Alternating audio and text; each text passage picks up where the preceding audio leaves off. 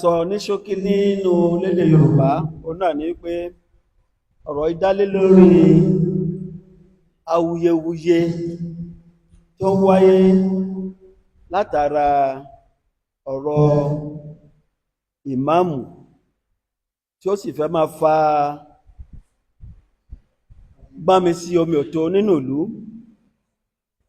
àti àìbọ̀wọ̀ fún òfin àti adarí pàápàá jùlọ nílùú Ògbómọ̀ṣọ́.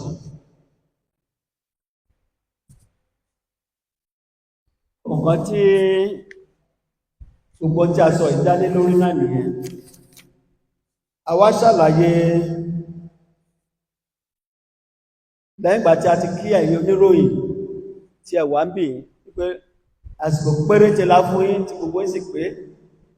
láti ibi tí gbogbo wa ti wá lọ sọ yín délé láyọ̀ àti àlàáfíà o.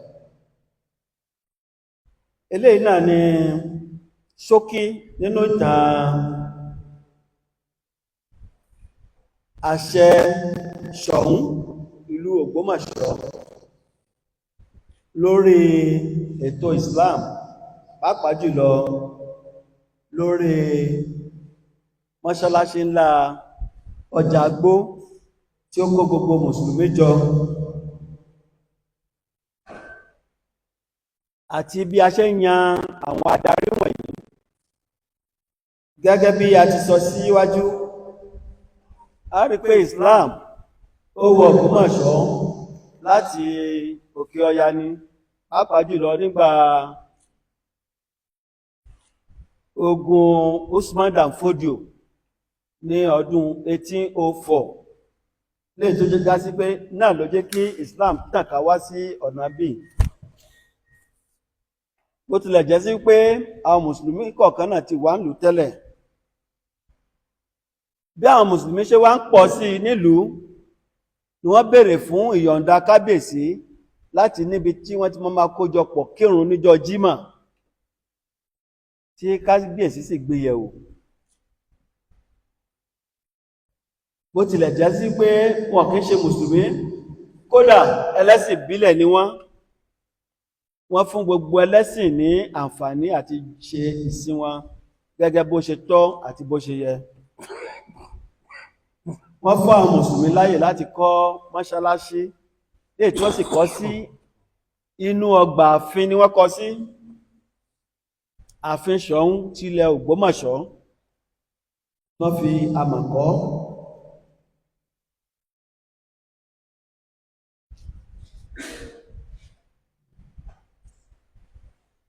Ibi tí àwọn mùsùlùmí ti jọ́sìn ní wọ́n ṣe wá ń pọ̀ sí, ìbéèrè tó wáyé pé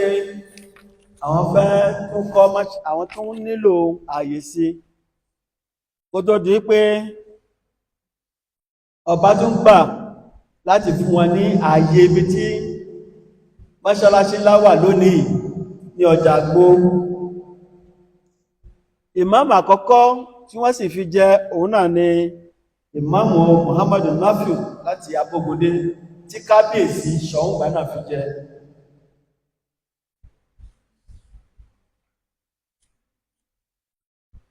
Ìmáàmù Muhammadu Nafiu wọ́n wà nípò ìmáàmù àgbà fún ìlú Ògbómọ̀ṣọ́ lábẹ́ àṣẹ Ṣọ̀ún láti 1818 sí 1870. Ọba tó bá wà lórí apèrè Ṣọ̀ún ló máa ń yan ìmáàmù sípò tó bá wo ẹni tí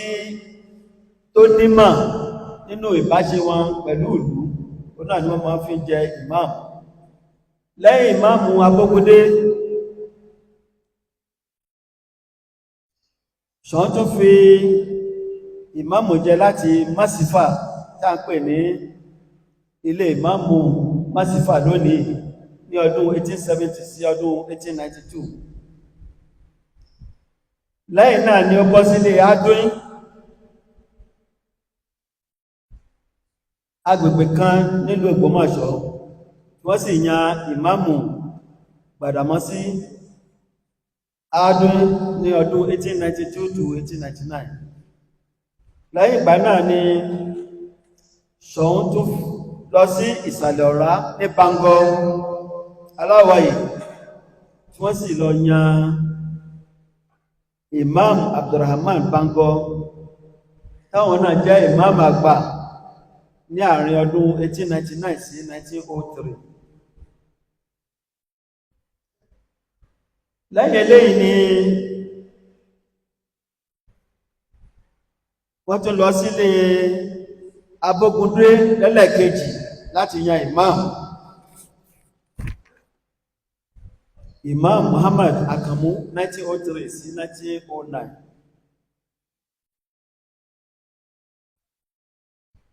Lẹ́yìn 1909 tí a ní Ṣọ̀ún tuntun, lẹ́yìn ìgbà tí Ṣọ̀ún tó wà tẹ́lẹ̀ ti wàjà, ọba tuntun ọba Ọláoyọdé the first, wọ́n gbà wípé wọ́n kọ́ mọ́ṣáláṣí bó ti ẹ̀já sí pàwọn náà kìí ṣe mùsùlùmí lórí ibi tí mọ́ṣáláṣí Ọjàgbó wà lónìí pẹ̀lú àmà. Lẹ́yìn Imam Muhammad Akànní 1909, Ṣọ̀ún tó lọ sí Masifa bákan náà láti yan imam lẹ́lẹ́kejì tí wọ́n jẹ́ Imam Sanusi Mahmudu 1909 sí 1917. Lẹ́yìn Imam Sanusi Mahmudu, Ṣọ̀ún tún wo ẹni tí ó kájú ẹ̀, wọ́n wá yan ẹni tó jẹ́ Mufasir sí imam náà tí wọ́n gbéṣẹ̀. Wọ́n yàn wọ́n gẹ́gẹ́ bí imam láti ilé Ayélára ní ọdún 1917 sí 1919. Orúkọ wọn náà ni Imam Mahmud Ayélára. Eléyìí fi hàn wá wípé ọba tó wà lórí àpèrè Ṣọ̀ún náà ló ní àṣẹ láti yan èèyàn tí ó bá ká ojú ẹ̀ tó ká òṣùwọ̀n láti wà lórí ipò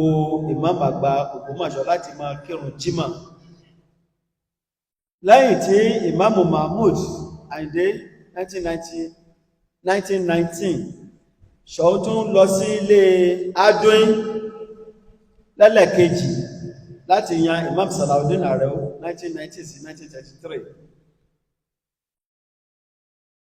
Lẹ́yìn tí wọ́n, Ṣọ̀ún tún lọ sílé Bangor aláwọ̀yè láti yàn lẹ́lẹ́kejì ẹni tó jẹ́ Imam Buhari Àgbàó 1933 sí 1931. Lẹ́yìn tí Imam Buhari Bangor, Ṣọ̀ún tún lọ sí ilé Abógundé lẹ́lẹ́kẹta tàbí nígbà ìkẹta láti yan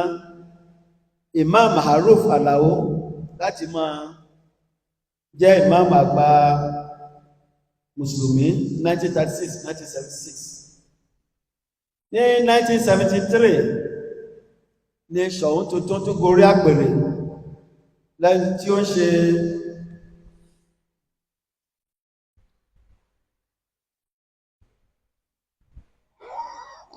tí wọ́n tún yan tí wọ́n jẹ́ ọba aláyélúwà Dr. Jimoh Ọládùnní Oyèwùmí Ajagungbadé kẹta JPCON CFR. Nígbàtí ìmáàmù papòdà, wọ́n yan ìmáàmù mi láti lé,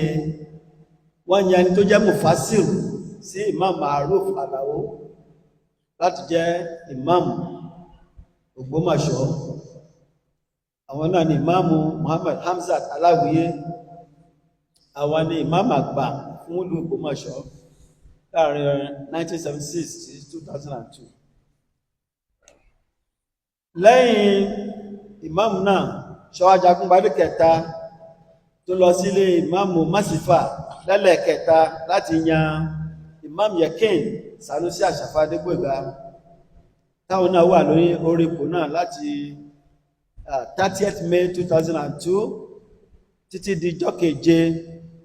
oṣù kẹwàá ọdún 2021. bàbá wa Ṣọ̀ún Ajagungbadé kẹta bá tún lọ sílé ayé lára lẹ́yìn ìgbà tí bàbá náà ìmáàmù papòdà lẹ́lẹ́kejì láti wá ìmáàmù tuntun.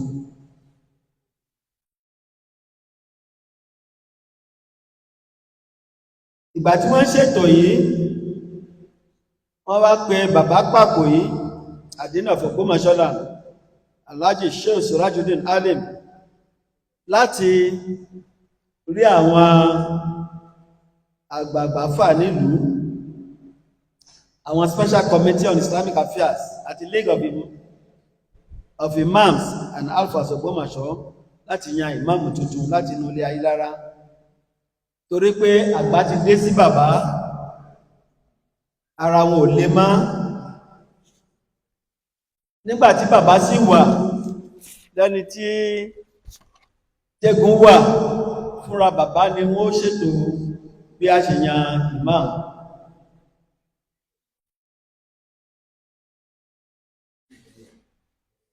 Wọ́n wá pé kábíyèsí pé àwọn ìdílé Ayílára wọ́n yan èèyàn kípàkò eré wọ́n yan ẹni tí ó jẹ imam. Gbà tí wọ́n ṣe screening tí wọ́n gbé wọn yẹ̀wò,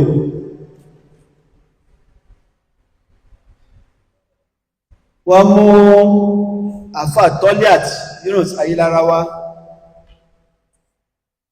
òní wọ́n fàkalẹ̀ fún ọba tí kábíyèsí wá wò wípé ẹni tí a mú wá yìí sóhun ni a fẹ́ yàn ni àbí ẹnìkejì wọ́n jẹ́ olóògbé Bashiru Kúmèbó láti máa jẹ́ ìmáàmù nílùú. Ṣùgbọ́n àwọn kan sì sọ pé ẹni tí àwọn mú wá náà nìí, lè tó máa sí pé àfà Toliat Yunus Ayílára ó ṣe di pé wọ́n wo ní láwàní ní ààfin ọba nìí ní ọjọ́ 19 oṣù November oṣù kọkànlá 2021.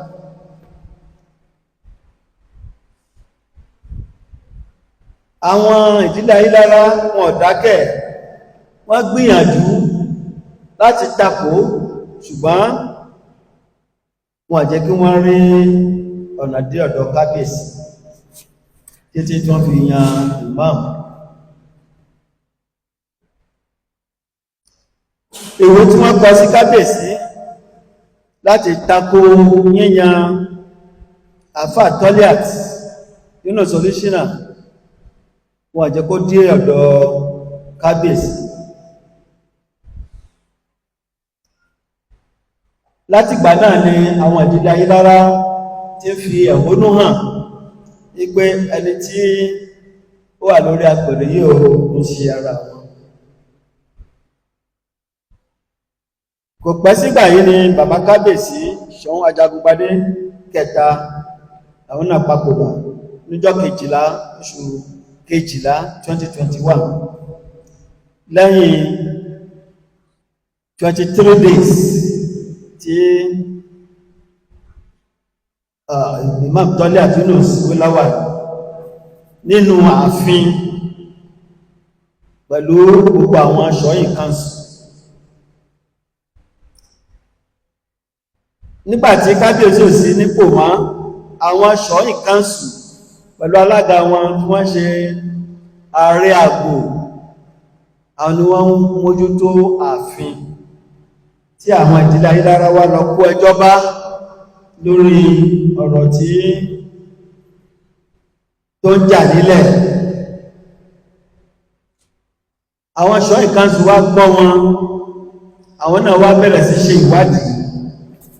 Lẹ́yìn ìwádìí wọn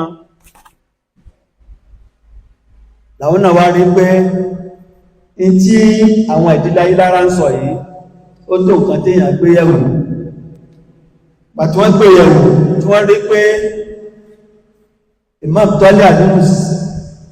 olóṣínà kò ní ìbátan pẹ̀lú wọn ní Ayílára, ó rújú ìbátan rẹ̀ pẹ̀lú wọn ní Ayílára ó rújú. Wọ́n wọ́n kọ lẹ́tà sí pé kó yẹ̀bá kó lọ yanjú ọ̀rọ̀ rẹ̀ nínú ilé lẹ́yìn ìgbà tó bá yanjú ọ̀rọ̀ rẹ̀ pẹ̀lú àwọn fámìlì nínú ilé tó bá tún mú padà wá kó mọ́ wá báṣẹ́ lọ ṣùgbọ́n kò padà wá ilé ẹjọ́ ló gbà lọ bàtó gbájájọ́ lọ láti tako ìwé tí wọ́n fún òun náà lọ padà lọ withdraw ìwé nílé ẹjọ́ tó sì tún bẹ̀bẹ̀ wípé wọ́n foríjì òun ṣùgbọ́n ó kọ̀ láti fi ipò náà sílẹ̀ ó takú sípò náà lè tó wá fa awuyewuye nílùú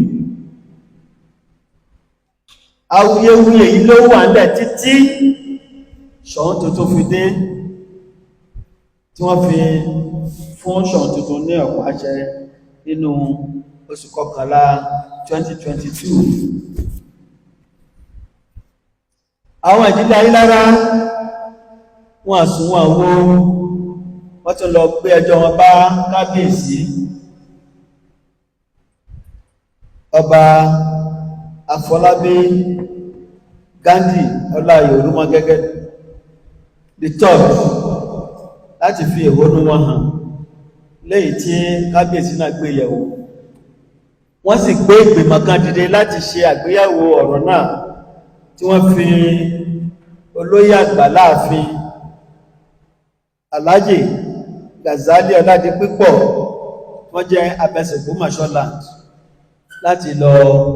gbé ọ̀rọ̀ náà yẹ̀wò nínú ìwádìí wọn wọ́n jábọ̀ táwọn náà wá rí wípé gbogbo ìwádìí wọn fi rinlẹ̀ wípé ìbáṣepọ̀ rẹ̀ àbí ìbátan rẹ̀ pẹ̀lú Ayílára ó rújú táwọn náà ní ó yẹ̀bá ìgbà tí wọ́n fi àbájáde tó lábẹ́sí lọ́wọ́ wọ́n gbé yẹ̀wò tí wọ́n sì pè gbogbo mùsùlùmí pátá sí ààfin ibẹ̀ ni wọ́n ti ka àbájáde gbogbo àwọn nǹkan tí wọ́n rí nípa ti Imam Tọ́lá àti wípé kò ní ìbátan kankan rárá pẹ̀lú ìdílé Ayílára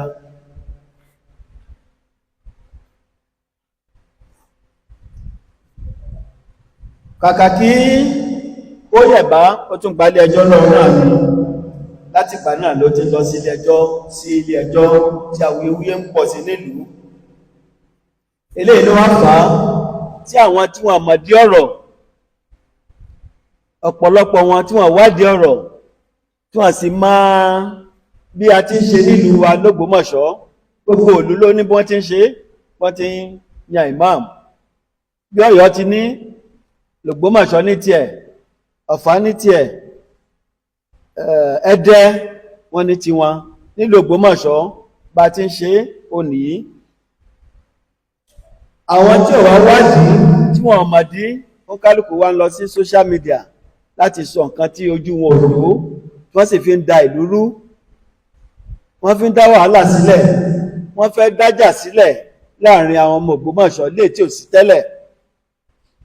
tí wọ́n tún wá ń fi ń sọ̀rọ̀ àlfàṣà sí ọba wa aláyélúwà ọba Ghandi Afọlábí Ọláoyè Òrùmọgẹ́gẹ́ kẹta lẹ́ni tí ò mọ̀ nípa bí gbogbo ọ̀rọ̀ ṣe wáyé wọ́n wá ń sọ̀rọ̀ sí wọn kábíyèsí adépẹ́ láyé lórí ọ̀rọ̀ kí bàtà pẹ́lẹ́sẹ̀ eléyìí náà láwá fi ń pe gbogbo òtúmùwà láti ṣe ìwádìí fínífíní ká tó máa gbé nǹkan kan jáde lórí social media eléyìí náà ni ṣókí àwọn nǹkan tá a sọ nínú èdè Ìgbò èyí tí a kọ̀ jáde ètùtù wá jẹ́bẹ̀ náà ni pé ìdarí Central Mosque láti ilẹ̀ wá nígbà ayé ọba Láwàní làwọn mùsùlùmí wọ́n jẹ́ ẹgbẹ́ kílà wọ́n bá kábíyèsí ìgbà náà wípé àwọn fẹ́ dá sí kíkọ́ mọ́ṣáláṣí tí kábíyèsí sì yọ̀ǹda fún wọn. Àwọn ẹgbẹ́ náà tí gbogbo wọn ti di olóògbé tí a ń pè ní ẹgbẹ́ kílà, àwọn náà ni 12 ni wọ́n, kábíyèsí sì yọ̀ǹda fún wọn